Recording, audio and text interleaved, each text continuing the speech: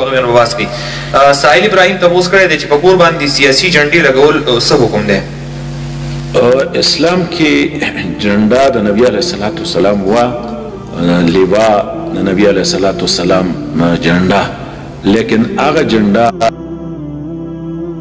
چې په جهاد کې یو جھنډا هغه وخت د قانون مطابق داسې وه چې یو جھنډا به په میدان جهاد کې وه او یوه جھنډا به په کیمپ باندې لګېدلې وه. نو دغه دواړه جھنډې د نبي علیه الصلاۃ والسلام ثابت دي او بیا مختلف رنګونه دي په هغې کې. مفتی شفیع رحمت الله علیه په جواهر الفقه کې دویم جلد جواهر الفقه کې په دې باندې مستقله یو رساله ده چې نبی علیه الصلاۃ والسلام د جھنډو رنګونه څنګه نبی علیه الصلاۃ والسلام په کوم جهاد کې کومه جھنډه استعمال کړې ده.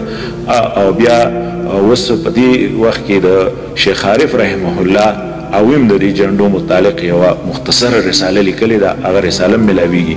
نو دا جھنډې ټیک ده چې ثبوت شته، خو د جهاد او میدان جهاد دپاره په کور باندې جھنډه لګول یو سیاسي مقابله چې یو لګولې بل لګولې ده. زموږ شیخ رحم الله ورته وي چې دا یو سخې نیول دي، نور په دې کې چې دا په کور باندې جھنډا د ثواب په نیت یا په دې باندې فرشتې راځي او د کې ملایک راځي او څه خصوصي فضایل دي، دا هېڅ قسم نشته.